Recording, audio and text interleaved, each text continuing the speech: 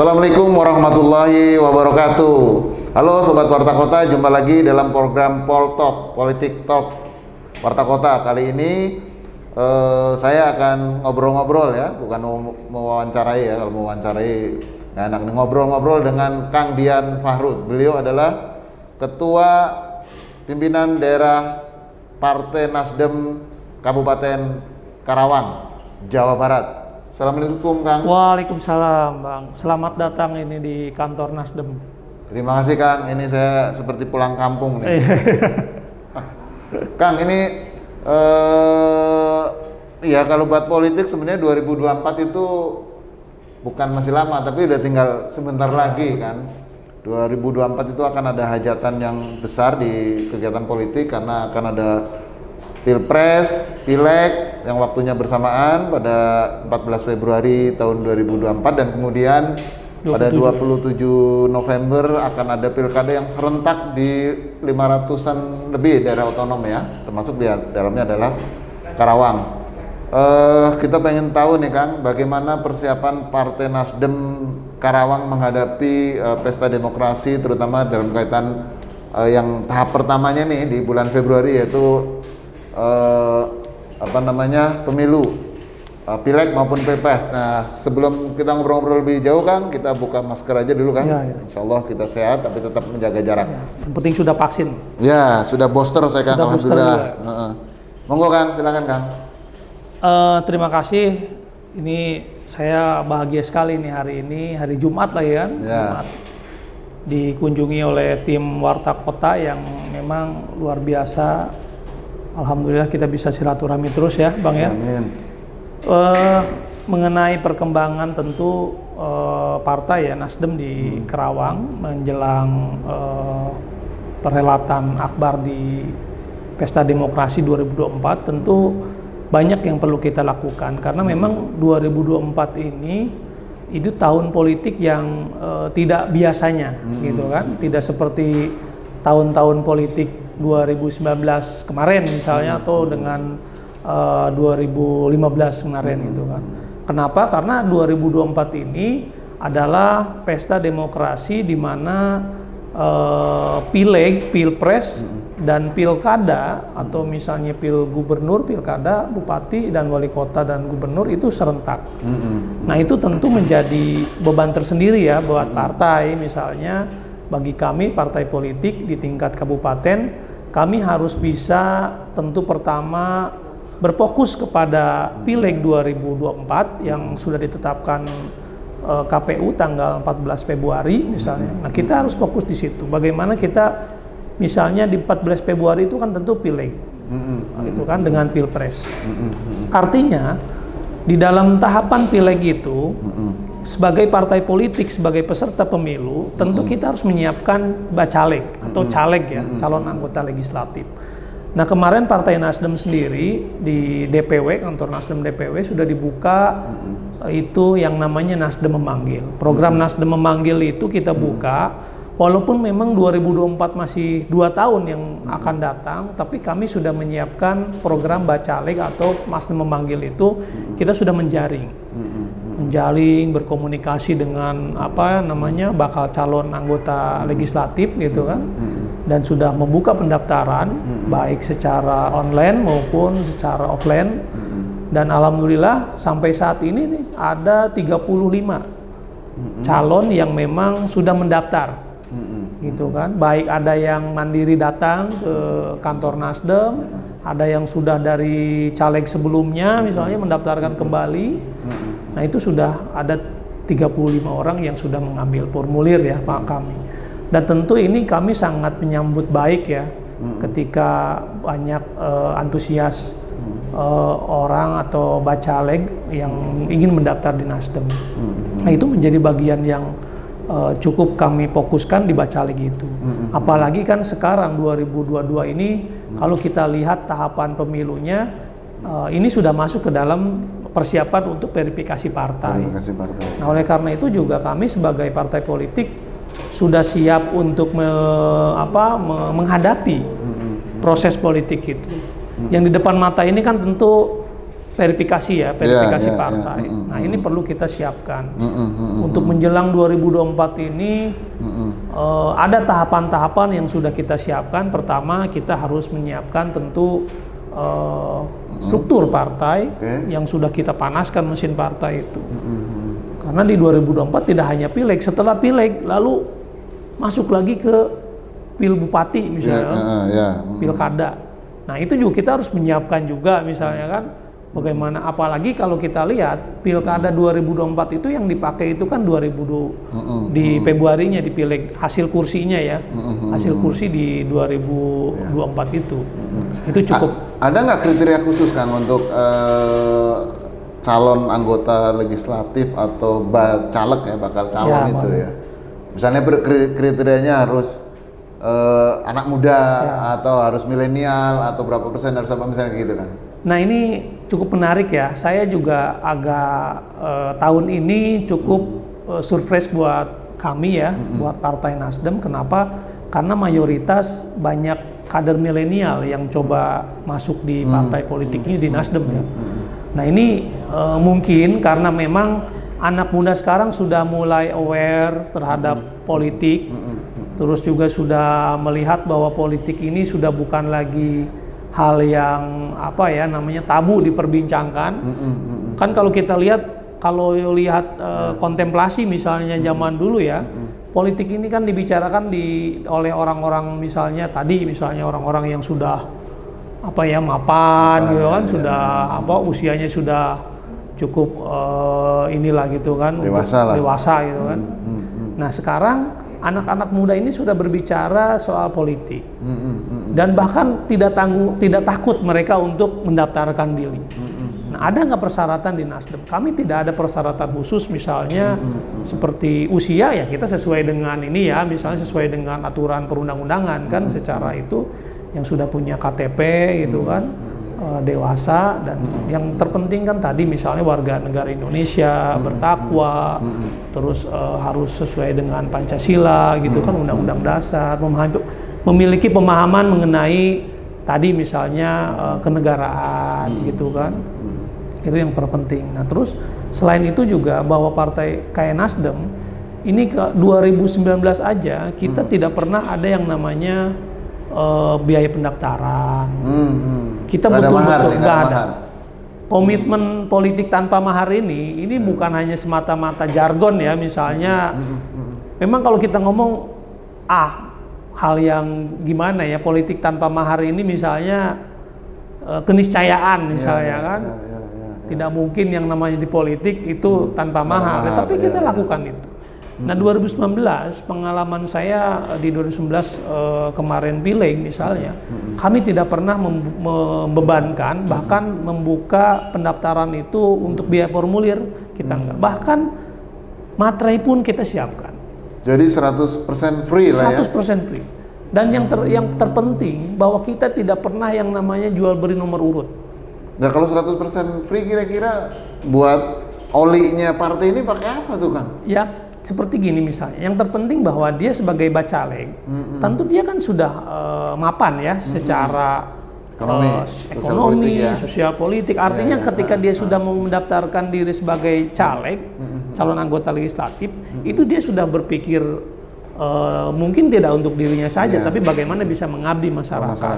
Nah, hal tersebut kita menjadi pertimbangan tersebut. Nah, oleh karena itu Nasdem misalnya kita tidak pernah ada iuran. Nah dari mana misalnya partai menghidupi ini?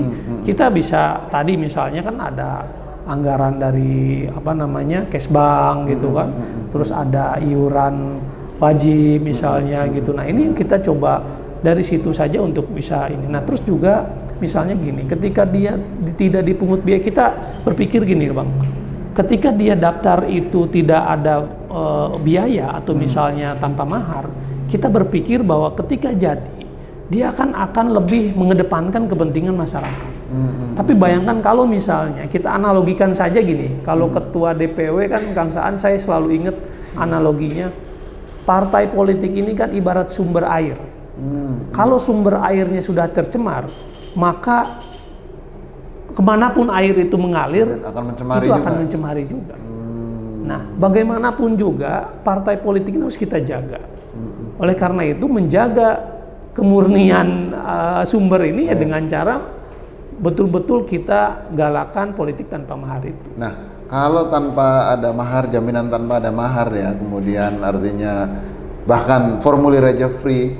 Nah, ketika kita menentukan siapa yang harus menjadi caleg, itu apa ketentuannya itu? Misalkan yang mendaftar lebih dari kuota, misalnya kita akan lihat seleksi. Tentu kan tadi, ketika misalnya kami melihat mentargetkan satu dapil itu misalnya 200%. Kayak dapil satu ada 8 kursi, misal berarti kan kita 16. Dapil 6 misalnya 10, berarti kita membuka 20. Nah, total dari situ kursi di DPRD Karawang berapa? 50. 50 ya, oke. Kan? Yang Artinya sedikit, kita harus menyiapkan 100. 100, oke.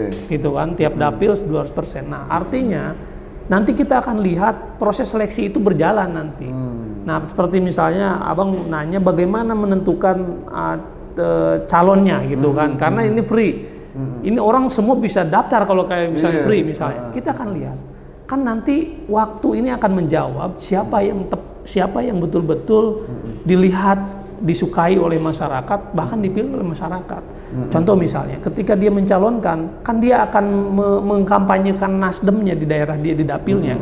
Dia akan berlomba-lomba di dapilnya untuk bagaimana masyarakat bisa mengenal partainya, bisa mengenal dirinya sebagai calon. Nah, nanti kita akan melakukan mekanisme survei. Karena dengan survei ya? Misalnya kita akan lihat dari caleg, dari 100 bacaleg ini kita akan survei nanti misalnya Nasdem sudah mempercayakan lembaga survei yang yang kita anggap kredibel misalnya terpercaya, kita akan survei. Artinya bacaleg itu sekarang sudah dibagi berdasarkan ancer-ancer dapilnya kira-kira begitu. Ketika dia datang itu dia sudah menentukan dapil untuk daftar. Oh, saya mau dapil 6 gitu misalnya. Oh, saya dapil 5. Nah, dia dari sekarang ketika dia sudah mempunyai KTA sebagai bacaleg, dia sudah mulai sosialisasi di dapilnya.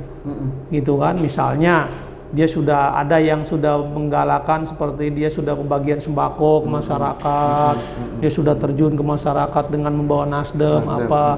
Nah, nanti kan kerja politik sekarang itu akan dilihat nanti ketika survei. Baru kemudian jadi 100% itu ya? Baru kita akan lihat. Nah, bagaimana kalau kemudian hasil survei itu ternyata yang tertinggi itu bukan orang-orang yang duduk di fungsionaris? Apakah dia akan legowo? Oh, kita kalau seperti itu kan nanti tentu akan kita sampaikan, gitu kan. Ini hasil surveinya. Nah, setelah itu kan ketika lihat hasil survei misalnya orang-orang tersebut, ya kita juga akan melakukan mekanisme ya, misalnya ada syarat dukungan. Kan di Nasdem ini ada yang namanya elektronik kartu tanda anggota, jadi IKTA. Jadi masing-masing bacaleg punya akunnya, punya akun sendiri untuk dia menginput. Kalau dulu kan inget kalau syarat dukungan kan fotokopi KTP dulu kan, ada yang 5.000, 3.000. Nah, sekarang ini kita lihat dari akun KTA-nya dia sudah menginput kader berapa. Misalnya kami Nasdem mentargetkan untuk syarat menjadi bacaleg itu 5.000 KTA di akunnya masing-masing. Di Karawang berapa? Di Karawang sudah hari ini sudah real time ya, udah terinput total keseluruhan ada 25.000 KTA. Banyak dong. Itu belum seberapa kan, kita target 100.000. Oh, maksudnya itu kan yang baru atau termasuk yang lama tuh? Ini dari awal dibuka launching KTA sampai sekarang udah 23.000. Artinya kan anggota-anggota yang lama kan tidak terhitung dong. Oh iya. Ini kan yang baru berarti. Baru kan? juga, iya. Nah, maksud saya setiap bacaleg itu targetnya berapa? Kita akan tentukan satu bacaleg itu di angka 5.000 KTA ya. 5.000 KTA. Dia menginput tuh. Dari sekarang kan dia menginput 5.000 ini kan nggak mudah. Kan nggak mungkin juga instan. Bisa aja instan dia misalnya ketika sosialisasi membagi sembako dia sambil foto KTP misalnya untuk di KTA kan, itu kan sah-sah aja cara mereka masing-masing merekrutnya kan.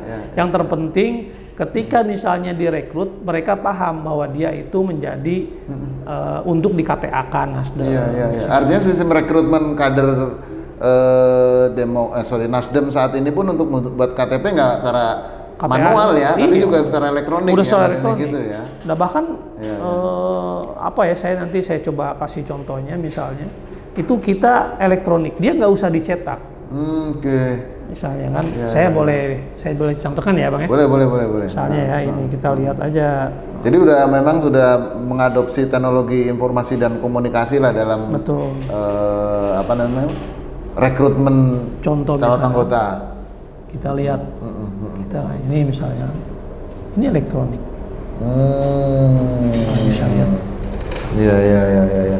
Jadi nanti ini dikirim ke yang bersangkutan. Yang bersangkutan. Karena sekarang kan hampir rata-rata orang kan sudah memiliki nomor WA ya, WhatsApp gitu kan. Jadi kita tidak lagi kesulitan misalnya mencetak KTA gitu kan.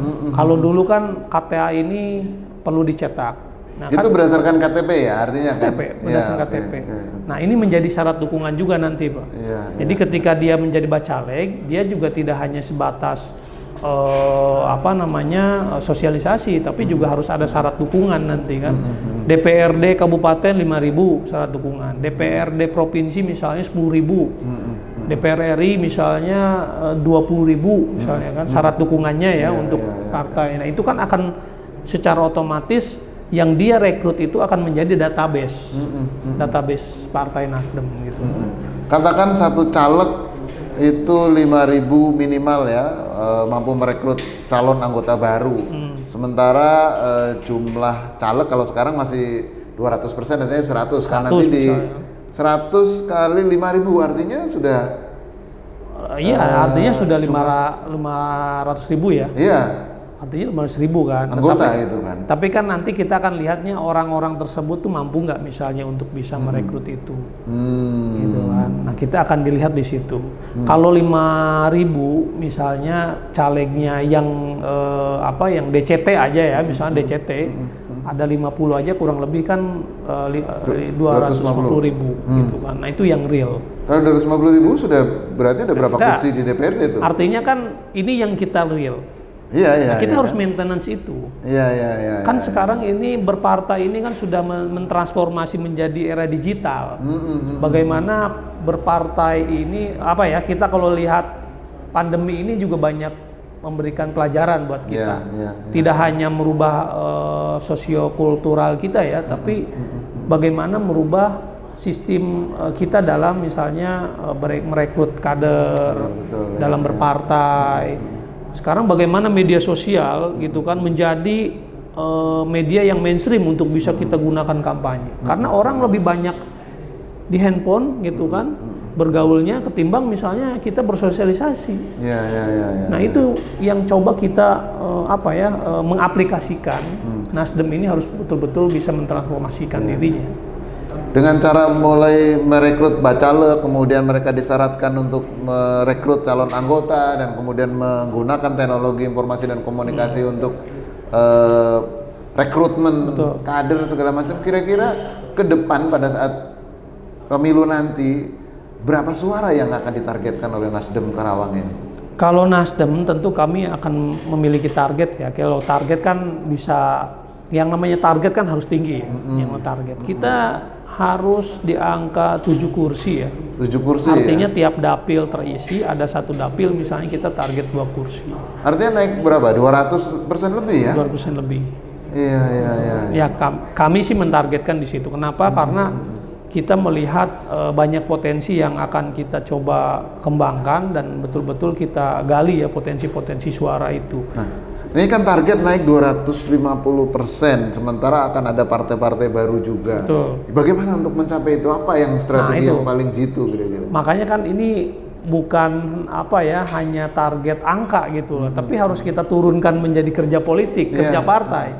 Karena memang pengalaman kita dalam berpartai itu hal yang tidak mudah untuk bisa kita aplikasikan ya, karena di masyarakat itu sangat dinamis misalnya.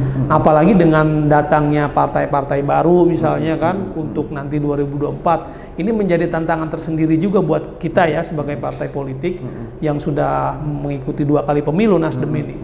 Nah, strategi yang akan kita lakukan tentu pertama yang terpenting itu tentu kita harus betul-betul menyapa masyarakat, hadir di tengah-tengah masyarakat. Bagaimana misalnya Nasdem yang sudah kita lakukan betul-betul seperti di era pandemi ini kan kita sudah melakukan sentra vaksin ya, sektor vaksin 1, kedua, bahkan kemarin booster. Artinya kan Nasdem berkolaborasi dengan pemerintah, bagaimana membantu pemerintah, membantu masyarakat. Nah, memang partai ini harus betul-betul hadir sekarang di tengah masyarakat.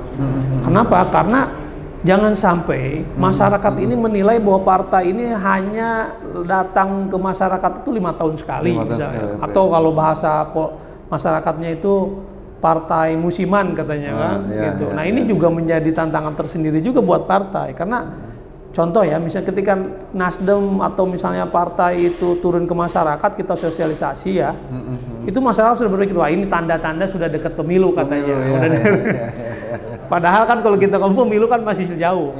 Artinya apa? Artinya berarti kan masyarakat, dalam pola pikirnya masyarakat itu partai ini hanya hadir ketika mau ajang politik misalnya.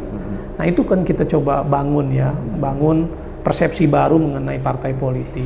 Ada nggak orang-orang yang katakan vote getter yang akan juga menjadi caleg di Karawang? Nanti kita akan lakukan. Misalnya yang kita punya kita kan punya bonus demografi ya, bahwa umur milenial atau usia produktif ini kan ke depan sangat tinggi. Dari 20 tahun ke atas ini kan sangat tinggi ya. Artinya betul-betul kita harus gunakan apa yang bisa yang menjadi daya tarik mereka untuk di partai atau berpartai atau berpolitik itu apa. Nah, itu perlu kita rumuskan bagaimana strateginya. Kan kita juga bawa seperti misalnya ada di DPW sendiri ya, di Jabar kan ada artisnya itu kan di Elemen misalnya masuk gitu kan. Terus ada kayak di Purwakarta ya misalnya tokoh bola Persibnya seperti misalnya Salim Alaidrus misalnya kan. Beliau sudah masuk. Kalau di Karawang itu sendiri siapa? Di Karawang, Jaipongan Karawang atau apa? Nah, kalau Karawang kan seperti banyak ya tokoh-tokoh muda yang memang dia ada yang bergelut di media sosial, selebgram misalnya. Kita sudah membangun yang namanya Nasdem Milenial Karawang. Nah, isinya orang-orang yang memiliki kreatif di dalam konten kreator itu. Nah, kita baru bangun. Kita merekrut teman-teman muda yang memang berkecimpung di dunia YouTuber, selebgram gitu kan. Nah, kita bangun sekarang itu dengan nama Nasdem Milenial Karawang gitu kan. Kang Dian, Nasdem di tingkat pusat juga cukup dekat dengan Pak Anies. Mungkin bisa jadi termasuk nama yang digadang-gadang untuk Pilpres 2024. Saya pengen tahu juga nanti di daerah itu pandangannya seperti apa. Selain juga di 2024 kan akan ada pilkada, sekarang kader Nasdem menjadi wakil bupati. Tetapi sebelum dijawab, kita rehat sejenak dulu.